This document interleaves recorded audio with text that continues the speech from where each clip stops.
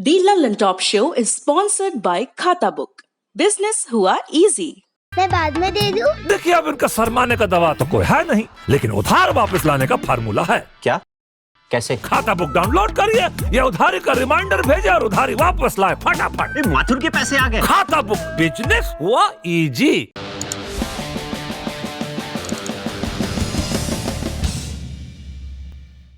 नमस्कार, सौरभ द्विवेदी नाम है हमारा और आप देखना शुरू कर चुके हैं दी लंदन टॉप शो। संक्रमण क्या होता है, कितना नुकसान पहुंचाता है, इसकी समझ मार्च 2020 के बाद बदल गई। इन 9 महीनों में हमने बंटवारे के बाद भारत में सबसे बड़े मानव प्रवास के बाद अस्पताल के बिस्तरों के लिए तरसते मरीजों को देखा। जिसे बीमारी ने नहीं मारा उसे कंगाली और बेकारी खाने लगी, क्योंकि अर्थव्यवस्था ठप होती चली गई। फिर किसी तरह हालात सुधरने के आसार दिखे, संक्रमण नीचे आया, बाजार की सुस्ती भी कुछ टूटी। लेकिन जैसे ही जिंदगी दूसरे से तीसरे गियर में जा रही थी, वैसे ही सामने नजर आने लगा कोरोना संक्रमण का अगला चरण, दूसरी लहर। यूरोप और अमेरिका इसकी चपेट में है, तो क्या भारत में भी अप्रैल और मई जैसे हालात दोबारा पैदा हो जाएंगे, या इन 9 महीनों में सरकार की तैयारी काम आएगी? आज प्रधानमंत्री मोदी ने जिस आत्मविश्वास से कहा कि भारत अब पहले से ज्यादा तैयार है, उसकी बुनियाद क्या है? और आखिरी में 1.25 लाख का सवाल, ये वैक्सीन कब आएगी? आप में से कई लोग अक्सर पूछते हैं, भैया वैक्सीन कब आएगी, हमको कब मिलेगी, कितने पैसे की होगी, मुफ्त होगी, और क्या सरकार फिर से लॉकडाउन लगा सकती है? इन सब के जवाब टटोलेंगे, लेकिन सबसे पहले देखिए ये वीडियो जो महामारी से जुड़ा है।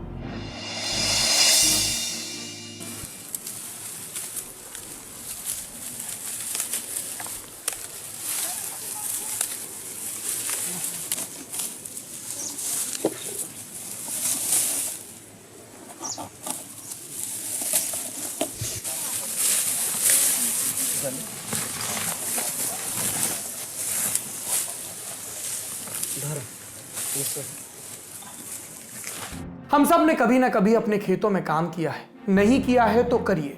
हमारे लिए ये आनंद की चीज हुआ करती थी, श्रम की भी। मिट्टी से खेलना, बगीचे में पानी की नालियों पर छोटे छोटे बांध बनाना। लेकिन स्क्रीन पर नजर आ रहे बच्चे मस्ती नहीं कर रहे हैं, काम कर रहे हैं। ये ओडिशा के रायगढ़ जिले में रहने वाले रोहित और मोनिका हैं, कक्षा 7वीं और 6वीं के छात्र। इनके स्कूल में ऑनलाइन पढ़ाई हो रही है, लेकिन ये उस पढ़ाई से वंचित हैं क्योंकि इनके माता पिता ने स्मार्टफोन नहीं दिलवा सकते। परिवार में 8 लोग हैं, बच्चे पढ़ नहीं पा रहे और उन्हें खेत भेजा जा रहा है ताकि परिवार के पेट की आग बुझती रहे। इस रिपोर्ट के सवाल पर पिता की आंख से आंसू आ जाते हैं। कहते हैं कि इस बार बाजरा बेचकर सबसे पहले स्मार्टफोन लूंगा। महामारी से निपटने के हमारे प्रयासों में हाशिए पर रहने वालों के लिए कितनी जगह है, ये आपने इस वीडियो और इसकी कहानी में देखा। कहां हैं वो सरकारें जो खरबों का बजट स्वागत समारोहों पर खर्च कर देती हैं? क्या उनके पास वंचितों की पढ़ाई के वास्ते एक अदद मोबाइल फोन खरीदने की फुर्सत है? नवीन पटनायक क्या ये बात सुन पा रहे हैं? इस उम्मीद में कि ओडिशा सरकार की नजर इस मजबूर परिवार पर पड़े, इस उम्मीद में कि जिनके वीडियो नहीं बने, जिनकी रपटें नहीं बनी, मीडिया की सुर्खियों में जो हिस्सा नहीं पा सके, उनकी दुश्वारियां कुछ कम हो। और हम गैप की बात करते हैं ना, तो ये जो गैप है, डिजिटल का गैप, संसाधनों का गैप, ये इस 1 बरस में और बड़ा हो गया है। ये दिन के वीडियो की बात थी, बात वो थी जो मैं चाहता हूं कि आपको कचोटे, ताकि हम अपने आसपास प्रयास करके कुछ जिंदगियों को संवार सकें। शिक्षा की रोशनी जरूरतमंदों तक पहुंचती रहे, ये मेरी और आपकी जिम्मेदारी है।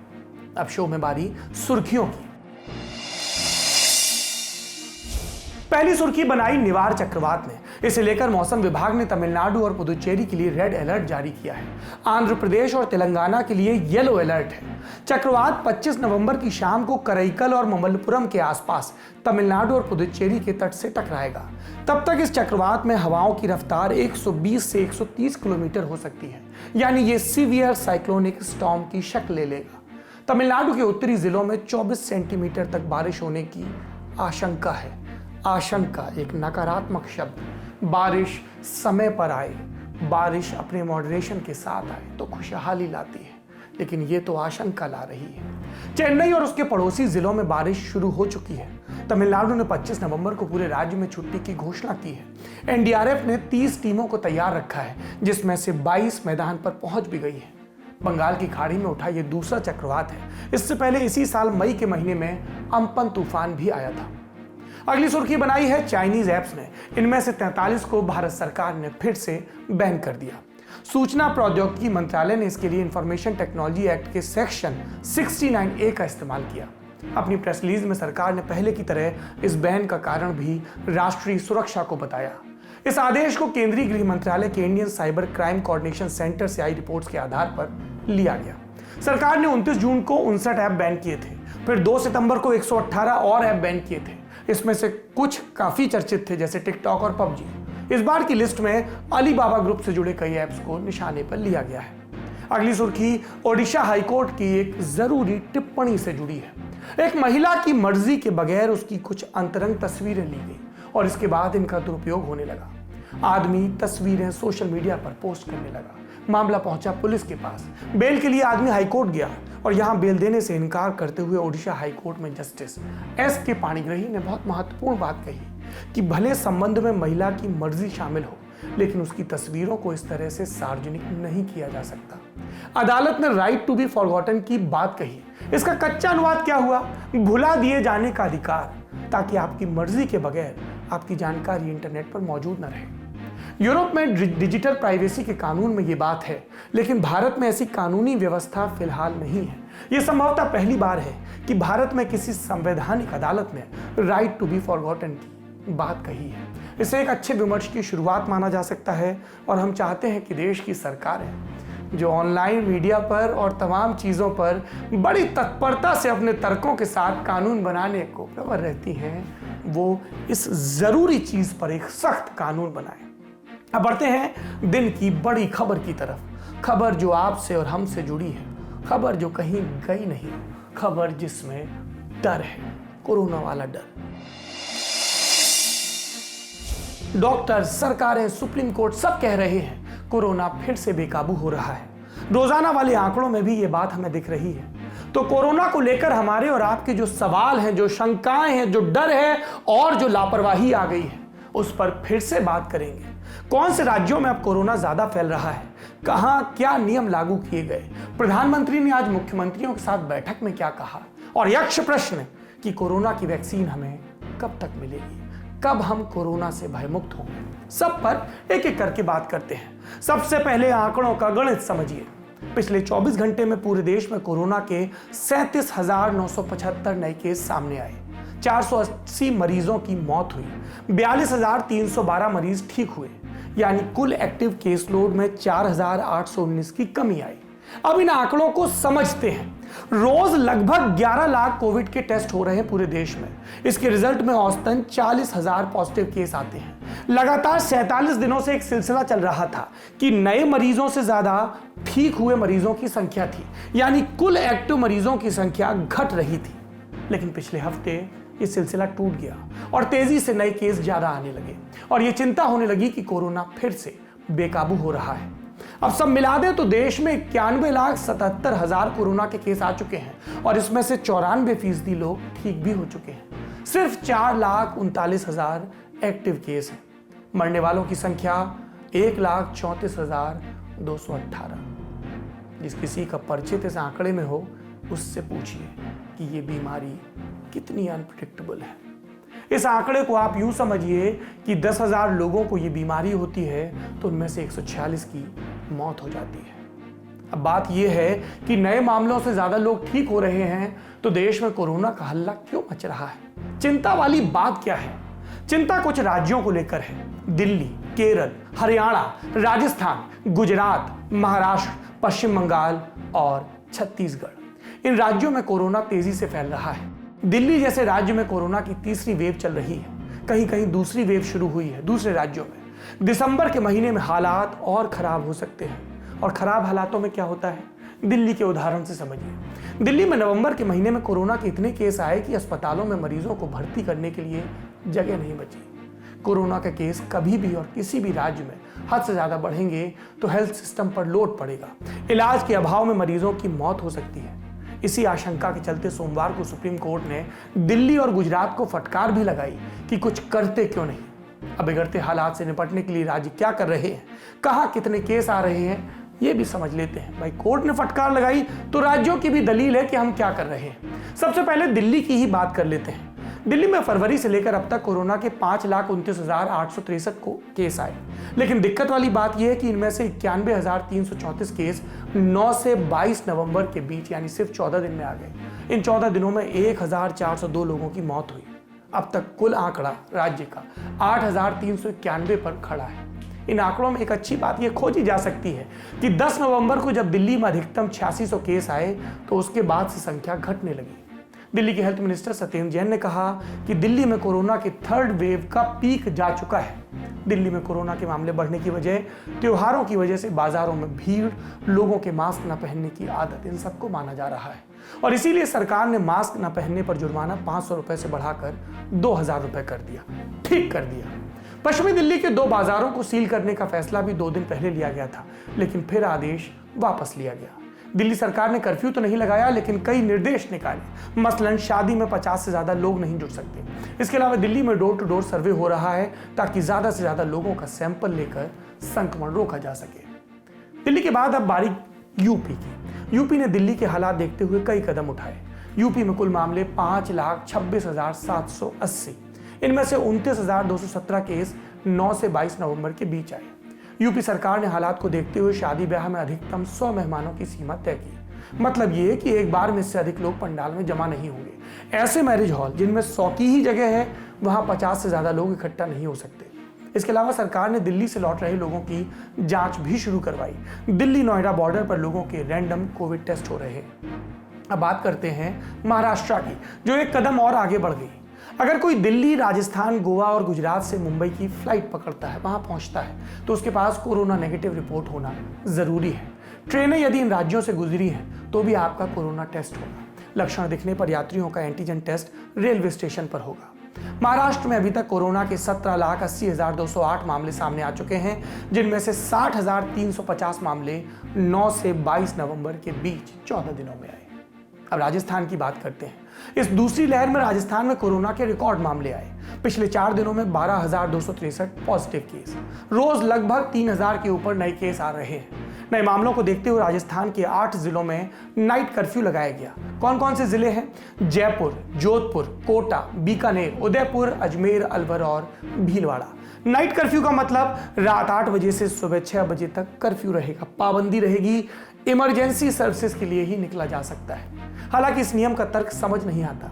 जब रात 8 बजे के बाद शहरों के ज्यादातर बाजार खुद ही बंद हो जाते हैं, तो रात के कर्फ्यू से हासिल क्या होगा? आप अपने स्तर पर ये सवाल जरूर पूछिए। अब बात गुजरात की करते हैं। कोरोना यहां पर तेजी से पैर पसार रहा है। सोमवार को 1,487 नए मामले सामने आए। कुल केस हो गए 1,99,000। इसलिए गुजरात सरकार ने अभी अहमदाबाद, सूरत, वडोदरा और राजकोट में नाइट कर्फ्यू लगा दिया। इनसे भी पूछिएगा कि ये नाइट कर्फ्यू का तर्क क्या है। शादी में 100 और अंतिम संस्कार में 50 लोगों वाली लिमिट फिर से तय कर दी गई। मास्क न पहनने का जुर्माना 500 रुपए से बढ़ाकर 1,000 रुपए कर दिया गया। इन राज्यों में कोरोना के मामले तेजी से बढ़ रहे हैं और सुप्रीम कोर्ट, हमने बताया कि उसने राज्यों को फटकार लगाई। इसके बाद आज बारी थी प्रधानमंत्री नरेंद्र मोदी की, फटकार लगाने की नहीं, संवाद करने की। उन्होंने राज्यों के मुख्यमंत्रियों के साथ हालात पर चर्चा की। वीडियो कॉन्फ्रेंसिंग के जरिए ये चर्चा हुई। इसकी मोटा माटी बातें आपको बता देते हैं। इस मीटिंग के 2 सेशन थे। पहले सेशन में दिल्ली, महाराष्ट्र, गुजरात जैसे 8 राज्यों के मुख्यमंत्रियों से प्रधानमंत्री ने हालात का जायजा लिया। ये वो राज्य हैं जहां संक्रमण तेजी से फैल रहा है। दूसरे सेशन में वैक्सीन पर चर्चा हुई। प्रधानमंत्री मोदी ने इस दौरान कोरोना वैक्सीन पर देश के प्लान पर बात की। मोदी ने मुख्यमंत्रियों से कहा कि दुनिया की हर वैक्सीन पर सरकार की नजर है, लेकिन अभी हमें सतर्कता बरतने पर ध्यान देना होगा। उन्होंने कहा कि मेरी कश्ती भी वहां डूबी जहां पानी कम था। ऐसे हालात ना होने दें। सुनिए प्रधानमंत्री नरेंद्र मोदी को। साथियों, आप भली भांति परिचित हैं कि कोरोना की वैक्सीन को लेकर इंटरनेशनली और नेशनली किस तरह की खबरें आ रही हैं। आज दुनिया में भी और देश में भी, जैसा अभी आपको प्रेजेंटेशन में पूरा डिटेल बताया गया, करीब करीब आखिरी दौर पर वैक्सीन के में काम पहुंचा है। भारत सरकार हर डेवलपमेंट पर बारीकी से नजर रखे हुए हैं, हम सबके संपर्क में भी हैं और अभी ये तय नहीं है कि वैक्सीन की 1 डोज होगी, 2 डोज होगी या 3 डोज होगी। ये भी तय नहीं है कि इसकी कीमत कितनी होगी, उसकी कीमत कितनी होगी, ये कैसे होगी। यानी अभी भी इन सारी चीजों के सवालों के जवाब हमारे पास नहीं है, क्योंकि जो इसके वाले हैं, दुनिया में जिस प्रकार के कॉरपोरेट वर्ल्ड भी है, उनका भी एक कंपटीशन है, दुनिया के देशों के भी अपने अपने डिप्लोमेटिक इंटरेस्ट होते हैं, WHO से भी हमें इंतजार करना पड़ता है। तो हमें ये इन चीजों को वैश्विक संदर्भ में ही आगे बढ़ना पड़ेगा। प्रधानमंत्री ने राज्यों से वैक्सीन बांटने का प्लान भी मांगा, यानी मीटिंग सिर्फ औपचारिकता भर ही रही, कोई बड़ा फैसला या बड़ा ऐलान फिलहाल नहीं हुआ। अब आते हैं सबसे जरूरी सवाल पर, टीके का सवाल। और सवाल यह भी कि क्या ब्रिटेन और अमेरिका जैसे देशों में वैक्सीन पहले आएगी या भारत को भी प्राथमिकता मिलेगी। मुंबई की एक ट्रैवल एजेंसी का एक इश्तिहार आजकल वायरल हो रहा है। इसमें लिखा है कि हम कुछ वीवीआईपी के लिए वैक्सीन का जुगाड़ करवाएंगे। और जुगाड़ कहां करवाएंगे? अमेरिका में। कह रहे हैं कि जैसे ही अमेरिका में वैक्सीन का ऐलान हो जाता है तो लोगों को मुंबई से अमेरिका भेजकर वैक्सीन लगवा देंगे। पूरा खर्चा विज्ञापन में 1,74,999 रुपए का। विज्ञापन वायरल हुआ तो ट्रैवल एजेंसी ने सफाई दी कि वैक्सीन कब आएगी हमें नहीं पता, लेकिन हम वैक्सीन टूरिज्म की संभावना तलाश रहे हैं। बात वैक्सीन टूरिज्म तक पहुंचेगी या टीका सबको घर पे मिलेगा जैसे पल्स पोलियो की बूंदें मिलती थी बच्चों को? इस सवाल का जवाब यहां से शुरू किया जा सकता है कि वैक्सीन बनाने के सबसे करीब कौन है। 5 बड़े नाम हैं, एक एक करके बात करते हैं। पहला नाम मॉडर्ना mRNA-1273। ये वो वैक्सीन है जिसका सबसे पहले ह्यूमन ट्रायल शुरू हुआ। मार्च में ट्रायल शुरू हो गया था। अमेरिका के national institute of allergy and infectious disease के सहयोग से इसका ट्रायल चल रहा है। करीब 30,000 लोगों ने अमेरिका में इसके ट्रायल में शामिल होने के लिए नाम लिखवाया था और कई ट्रायल्स के बाद ऐलान किया गया कि वैक्सीन 94.5% असरदार है। वैक्सीन को लगने के बाद कोई साइड इफेक्ट नहीं होता। मांसपेशियों में दर्द या सर दर्द या थकान जैसे साइड इफेक्ट्स वैक्सीन के बाद अमूमन होते हैं, लेकिन वो इस वैक्सीन से नहीं हुए ऐसा दावा है। इस वैक्सीन के 1 डोज का खर्च $35 यानी तकरीबन 2600 रुपए आएगा। हालांकि अभी ये मालूम नहीं कि अमेरिका में कब से वैक्सीन लगनी शुरू होगी या भारत में कब तक उपलब्ध होगी। जैसे ही ये डेटा आएगा, ऐलान आएगा, आपको बताएंगे। दूसरी वैक्सीन की बात करते हैं, फाइजर। ये वैक्सीन भी अमेरिका वाले ही तैयार कर रहे हैं। अमेरिका की मशहूर फार्मा कंपनी फाइजर और इसकी जर्मन सहयोगी बायोएनटेक ने ये वैक्सीन तैयार की है। ये वैक्सीन शायद सबसे पहले इस्तेमाल में आना शुरू हो जाए, ऐसा हेल्थ मामलों के जानकार कह रहे हैं। वैक्सीन बनाने वाली कंपनियों ने कुछ दिन पहले ऐलान किया कि ये 95% तक असरदार है। कंपनी दिसंबर के आखिरी तक 5 करोड़ डोज तैयार करेगी और अगले साल तक 1 अरब 30 करोड़ डोज यानी भारत की आबादी के लगभग बराबर डोज ये कंपनी तैयार करेगी। हालांकि इसके बारे में भी अभी ये स्पष्ट नहीं कि ये भारत कब पहुंचेगी। इसमें एक अड़ंगा ये भी है कि वैक्सीन को -80 से -90 डिग्री सेल्सियस तापमान पर स्टोर करना पड़ता है, इसलिए इसके ट्रांसपोर्टेशन को लेकर भी अभी कई तरह की दुविधाएं हैं। इस सूची में तीसरा नाम है रूस की स्पुतनिक 5 का। स्पुतनिक वैक्सीन रूस सरकार के गामालेया सेंटर और रशियन डायरेक्टेड इन्वेस्टमेंट फंड ने अगस्त महीने में रजिस्टर करवाई थी। इस लिहाज से कोरोना पर दुनिया का पहला रजिस्टर्ड वैक्सीन है। वैक्सीन बनाने वाले इसे कोरोना रोकने में 92% तक असरदार बता रहे हैं। हालांकि कुछ मामलों में वैक्सीन के साइड इफेक्ट्स भी देखने को मिले, जैसे हल्का बुखार, कमजोरी, सरदर्द या थकान। पिछले दिनों खबर आई थी कि भारत और रूस की सरकार इस वैक्सीन का भारत में ट्रायल करने के लिए करार कर रहे हैं। हैदराबाद की डॉक्टर रेड्डीज लैब को रूस वाली वैक्सीन के ट्रायल की अनुमति भी मिल गई। ये वैक्सीन भारत में कब उपलब्ध होगी अभी इस पर जानकारी नहीं है, लेकिन रूस वाले कह रहे हैं कि ये अमेरिका की बनाई वैक्सीन से सस्ती होगी। अब बात करते हैं भारत में बनाई जा रही वैक्सीन की, जिसका ट्रायल या प्रोडक्शन भारत में हो रहा है। इनकी भी बात करेंगे। इसमें पहला नाम आता है ऑक्सफोर्ड की AZD1222 का। भारत में इस वैक्सीन के वर्जन को कोविशील्ड नाम दिया गया। ब्रिटेन की ऑक्सफोर्ड यूनिवर्सिटी और स्वीडिश ब्रिटिश कंपनी एस्ट्राजेनेका मिलकर यह वैक्सीन बना रहे हैं। इसमें पुणे का सीरम इंस्टीट्यूट भी पार्टनर है। इस वैक्सीन के आखिरी फेज का ट्रायल भारत में चल रहा है। इसके अलावा यूके, ब्राजील, साउथ अफ्रीका और अमेरिका में भी ट्रायल हुआ और ट्रायल के डेटा के आधार पर ऐलान किया गया कि वैक्सीन अधिकतम 90% तक लोगों को कोरोना से बचा सकती है और औसतन 70% तक प्रभावी है। अब ये कंफ्यूजिंग है, 90 और 70% वाला गणित क्या है?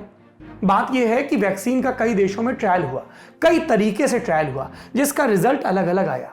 जिन लोगों को वैक्सीन का पहला डोज आधा और 1 महीने बाद दूसरा पूरा डोज दिया गया, उनमें 90% तक कोरोना नहीं आया। लेकिन जिन्हें 1 महीने के अंतराल पर 2 पूरे डोज दिए गए, उनमें कोरोना से बचाव घटकर 62% रह गया। अब ऐसा क्यों हो रहा है, इस पर वैज्ञानिकों का मुकम्मल बयान नहीं आया।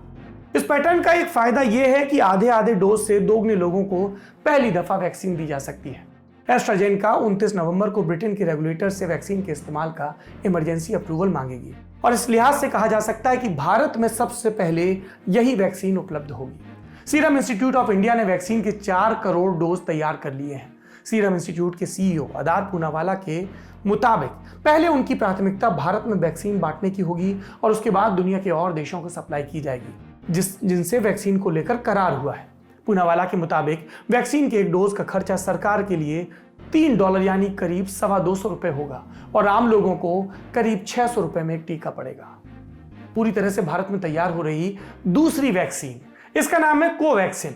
भारत बायोटेक कंपनी और आईसीएमआर का नेशनल इंस्टीट्यूट ऑफ वायरोलॉजी मिलकर इसे तैयार कर रहे हैं। इसके फेज 1 और फेज 2 के ट्रायल पूरे हो गए हैं। अभी दूसरे फेज का रिजल्ट नहीं आया है, लेकिन तीसरे फेज का ट्रायल शुरू हो गया है।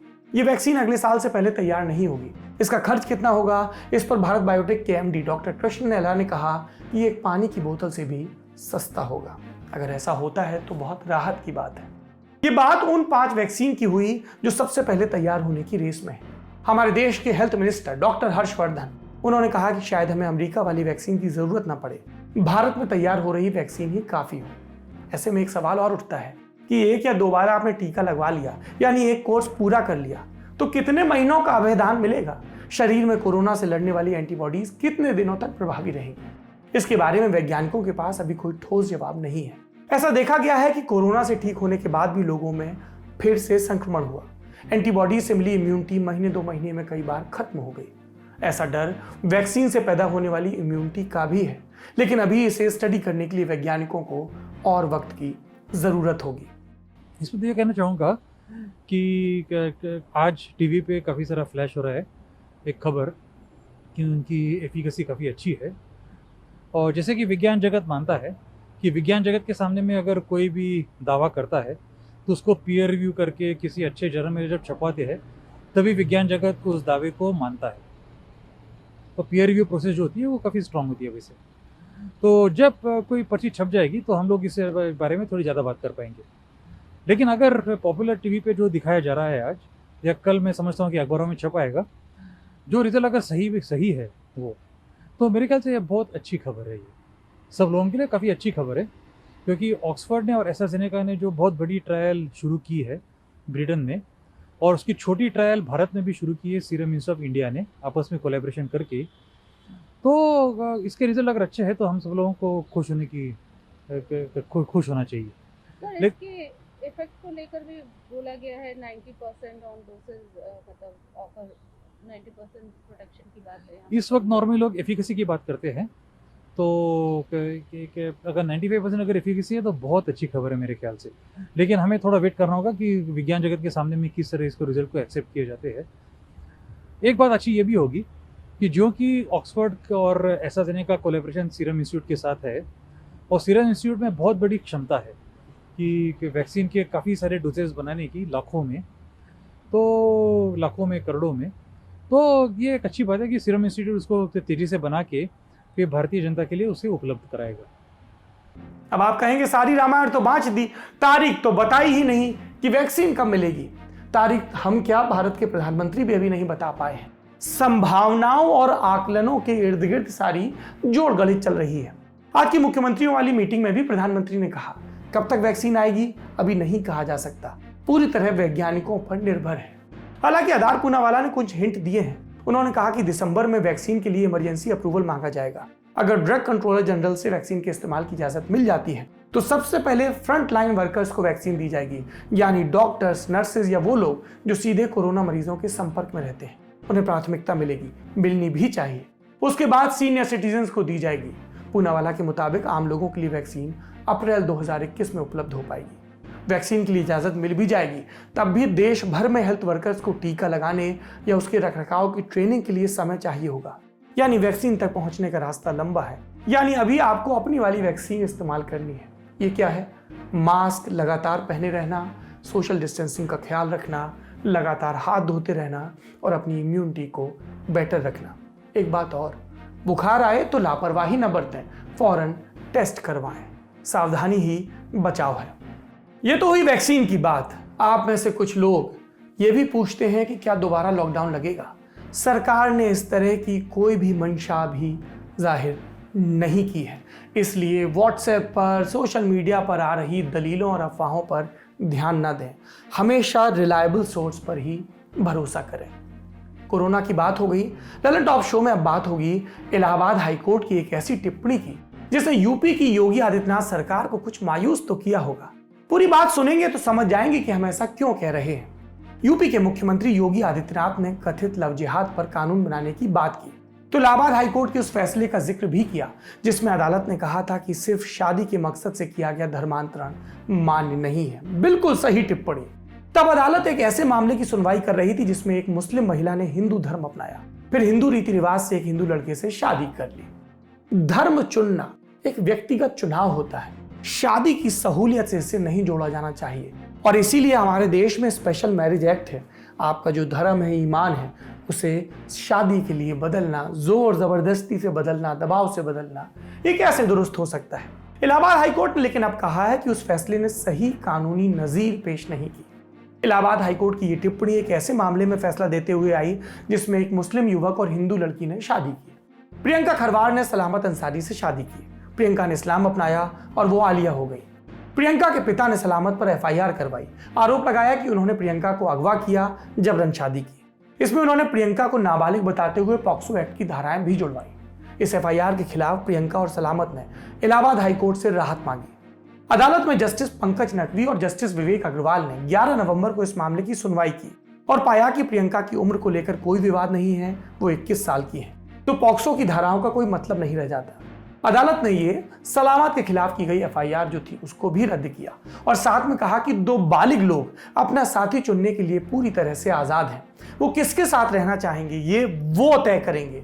अदालत प्रियंका या सलामत को हिंदू या मुस्लिम नहीं बल्कि दो नागरिकों की तरह देखती है जो अपनी मर्जी से एक दूसरे के साथ 1 साल से भी ज्यादा समय से खुशी से रह रहे हैं। संवैधानिक अदालतों का ये काम है कि वो संविधान में निहित अनुच्छेद 21 के तहत मिले जीवन और व्यक्तिगत स्वतंत्रता के अधिकार की रक्षा करें। अदालत ने यह भी जोड़ा कि धर्म से परे अपनी पसंद के व्यक्ति के साथ जीवन बिताने का अधिकार जीवन और व्यक्तिगत स्वतंत्रता के अधिकार का हिस्सा है। एक निजी रिश्ते में दखल देने को अधिकारों का हनन माना जाएगा। अगर व्यक्तिगत चुनाव का सम्मान नहीं किया गया तो इससे अनेकता में एकता का सिद्धांत खतरे में पड़ जाएगा। हालांकि अदालत ने यह भी साफ किया कि वो प्रियंका और सलामत के मामले में शादी या धर्मांतरण की वैधता पर टिप्पणी नहीं कर रही। और इसी के बाद अदालत ने पूर्व में ऐसे मामलों में दिए अपने 2 फैसलों, नूरजहां का मामला और प्रियांशी का मामला, इसको भी ठीक कानूनी नजीर पेश न करने वाला बताया क्योंकि इसमें 2 बालिग लोगों की व्यक्तिगत स्वतंत्रता को महत्व नहीं दिया गया था। भारत में प्रेम करना हमेशा से मुश्किल रहा है, उसके लिए हमारे घरों में जगह कम है। हमारे समाज ने प्रेम को कभी बढ़ावा नहीं दिया। संस्कारों के नाम पर कभी जाति का, कभी धर्म का डर दिखाया गया। ऐसे में बड़े जतन के बाद अगर प्यार करने वाले 2 लोग साथ जिंदगी बिताने का फैसला करते हैं तो ये फैसला उनका है और हमें उस फैसले में उनका साथ देना होगा। कितने ही मेल आते हैं, लड़के लिखते हैं, लड़कियां लिखते हैं, अमुक से प्यार करते हैं, ऊंची जाति का है, नीची जाति का है, घर वाले नहीं मान रहे। ये घर वाले कौन होते हैं? आप और हम होते हैं। ये फैसला हमको और आपको करना है कि हमें अपने प्रियजनों की जिंदगी को और खुशहाल बनाना है या उसमें खलल डालनी है। शादी का झांसा देकर धोखाधड़ी करना हमारे समाज की सच्चाई है। इस पर सख्त कानून है और इस पर सख्त प्रक्रिया अपनाई जानी चाहिए। प्रेम में धोखे के लिए जगह नहीं है, लेकिन अपनी राजनीति के लिए इसे धर्म का रंग देकर मुद्दा बनाने से पहले आपको सोचना चाहिए कि आप तथ्यों की जमीन पर खड़े हैं या कल्पना के बादल पर। ललन टॉप शो में आज के लिए इतना ही। कल आपसे फिर मुलाकात होगी। चलते चलते सुनिए प्रियदर्शन की कविता लव जिहाद। लड़के पिटेंगे और लड़कियां मारी जाएंगी, इस तरह संस्कृति की रक्षा की जाएगी, सभ्यता को बचाया जाएगा। किसी जरूरी कर्तव्य की तरह अपनों के वध के बाद भावुक अत्याचारी आंसू पोंछेंगे। प्रेम पर पाबंदी नहीं होगी, लेकिन उसके सख्त नियम होंगे जिन पर अमल का बीड़ा वे उठाएंगे जिन्होंने कभी प्रेम नहीं किया। जो बोलेंगे उन्हें समझाया जाएगा, जो चुप रहेंगे उन्हें प्रोत्साहित किया जाएगा, जो प्रशंसा करेंगे उन्हें प्रेरित किया जाएगा, जो आलोचना करेंगे उन्हें खारिज और खत्म किया जाएगा। किसी को हक नहीं है खत्म करने का। हक संविधान ने दिया है पूरी गरिमा के साथ जिंदगी जीने का। अपना और अपनों का ख्याल रखिए और अपनी स्वतंत्र चेता प्रवृत्ति का भी ख्याल रखिए। शुभ रात्रि। घुटना, कंधा या कमर, चाहे जैसा हो दर्द, डॉक्टर ऑर्थो आपको देता है दर्द से पूरी आजादी, एक भरपूर जिंदगी।